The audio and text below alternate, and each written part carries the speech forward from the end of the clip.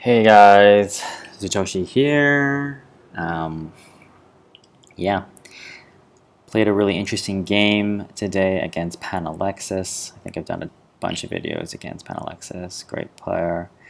Yeah, I am actually in Las Vegas right now, playing in a few poker tournaments. So haven't been playing too much Splendor over here. Yeah, I'm not a great poker player, but I decided to take the month to come to Vegas. Right now, for those of you who don't know, the World Series of Poker is going on, so people from all over the world basically flying in to play in these poker tournaments. There's a ton of tournaments happening every single day. I played in my first sort of major event 4 or 5 days ago. Didn't make day two, but it was super fun. There were like 7,000 players playing in the tournament. And yeah, so planning to play another one next week. And I've actually been spending most of my time just sort of studying and brushing up on the game of poker. But yeah, in my free time, I'm still playing a few games of Splendor here, and I got this great game that I can show you guys today. So yeah, here's the opening board. As usual, I would take a pause to try to think about what your first move would be. To take a pause now, then I'll talk about it. Okay, so if I'm looking at this board, yeah, I'm usually just trying to figure out, okay, well, what are the best cards here? Obviously, I'm thinking that I'm seeing that there is, in terms of some longer term strategy, red seems like there's some good cheap points in red. So that's something to keep in mind. But in the very near term, this black card is obviously pretty good because it builds towards these two endgame cards. And then I, don't mind this blue card. And then this green card in the middle row also can help sort of build these two cards too. So that's how I'm evaluating it. Let's see how it goes. So Pana just goes and grabs coins. When there's not a very clear number one card, that is a good strategy to take. And obviously, if I was to steal, say, this black card here, it would be pretty hard for me to get to the 3 green because Pana could just reserve them. So we both go for this strategy.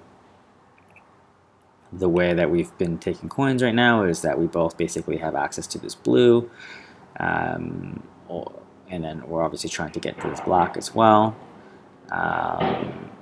Collects, and I actually make the decision here because he collected there, is to just go and take the blue.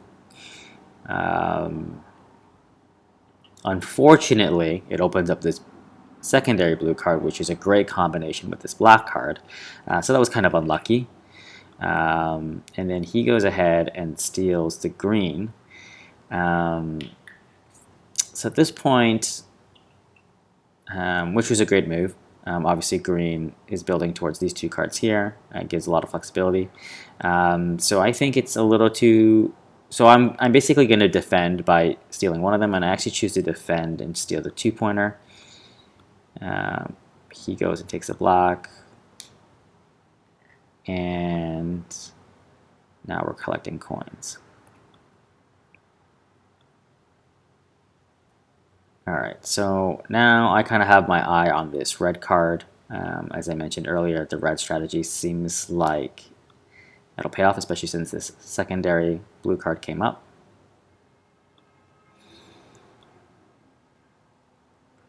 And already as it's shaping out, it looks like Pana is going for more of the gem collecting noble strategy, and I might be more on the aggressive side, kind of going after these red cards. So yeah, again, just sort of I steal the red card there, again trying to go for the red strategy.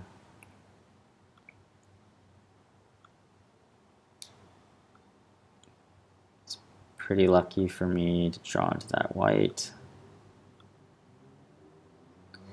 And then this red card comes up, and that's really good for Pana, obviously, because red is the one that he's missing. And I thought about it for a little bit on whether or not I should steal this, reserve this red card.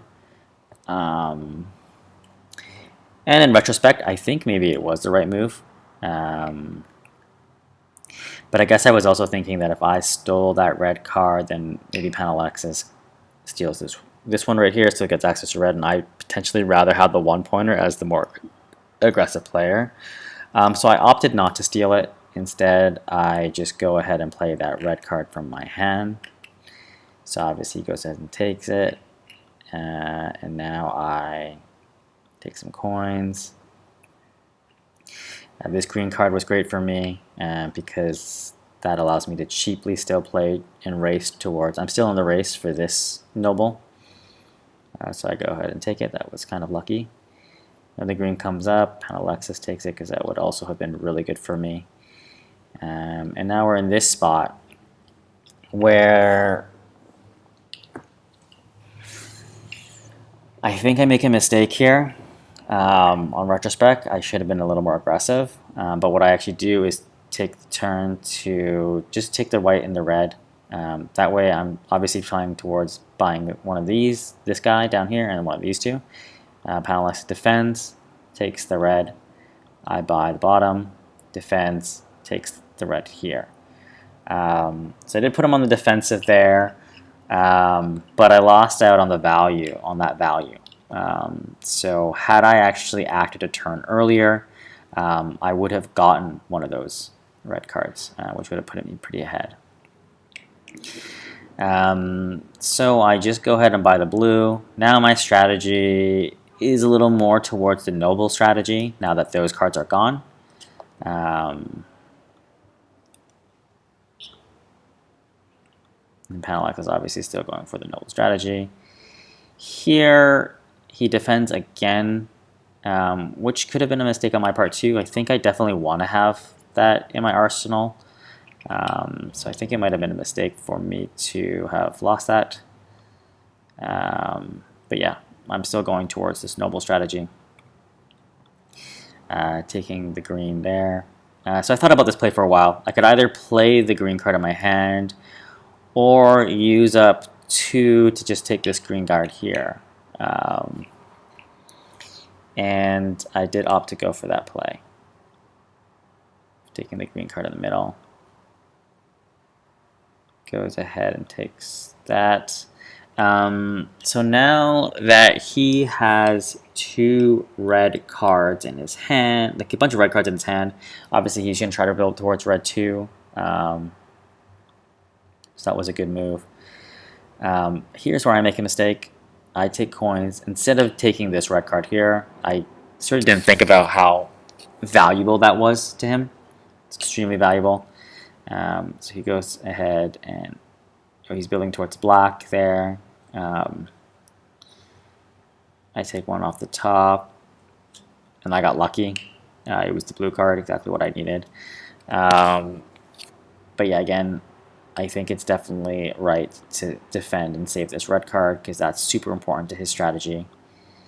So I go ahead and play the blue. He goes and plays his first 6-pointer, which makes sense.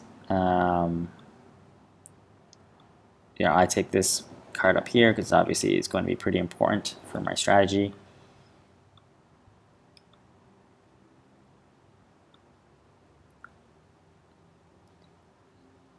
And so now we're actually in the end game. So at this point, even though he's on 4 points and I'm on 3 points, because of the nobles, we're definitely in end game territory. So obviously I have this noble pretty much locked up with this card in my hand, so that's an additional 7 points, so that puts me at 10. So I need to find a way to get to an additional 5 points. And Pana is very close as well. Obviously we know that he stole that black card from us earlier, and in my, I'm thinking he's obviously going to be going for this 4/4 white strategy, and there's a ton of powerful white cards that is going to get him there. So he's on a quick trajectory right now. He's going to play the 4-point black card, then he's going to get access to one of these guys, and then all he needs is one more white, and then he's beyond 15 points. For me, I need to get my 15 points. So I have 10 from the noble and the 4 in my hand, and then we have I can afford this 2 white card. That's another 2 points, and I need 3, and it's likely going to come from this black card here. So we go ahead and now we're racing. I take the red card. He goes, takes some points here. And this was actually the pivotal move of the game. So again, I started to think through the end game and what was going to happen. So yeah, obviously he was going to play the black card, which would give him the 4th black, and then that would give him 8 points. And then he would go ahead and buy this, giving him 13 points and 3 white. So he would be at 13 points. And then he would need 1 more white to get to this black noble. And so he could have bought this one for free, and that would give him 16 points. Whereas the other white cards, he still needs to take another turn to be able to afford them. So thinking that through, I decided to save this white card because that would give me an extra turn. And that actually ended up being, I believe, the pivotal move of the game. So he goes ahead and plays the black there. I play that guy from my hand.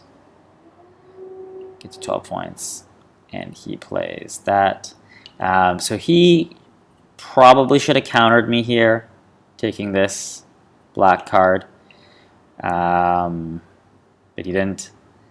I mean, it sort of wouldn't have mattered because we drew into this red card. But anyways, we take the black card, and he saves at this point it's over. And we win that game. So pretty tight game. Some end game calculations that made a big difference. So yeah, always make sure that when you know that point in time where you start calculating what the end game strategy is, who's ahead in that race, when you have to start taking a few more chances and gambles if you are very behind, playing it out. But yeah, I really like this game. It was quite technical, I would say. And I think that there were a few major mistakes as I think about it now. I mean, one could have potentially been saving this black card instead of the green card, but who knows about that one. That would have just completely changed the dynamic of the game. And the other one would have been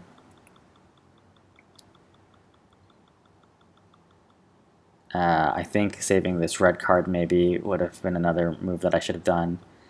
And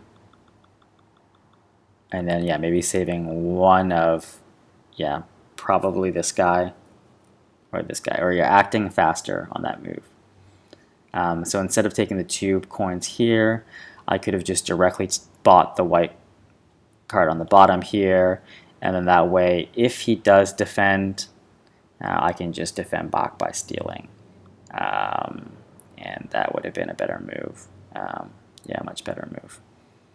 Because I think if I get, definitely if I get one of these two, I'm fairly ahead in that race. But yeah, I thought it was a really interesting game. Good game, Pana Alexis. And yeah, let me know what you guys think in the comments.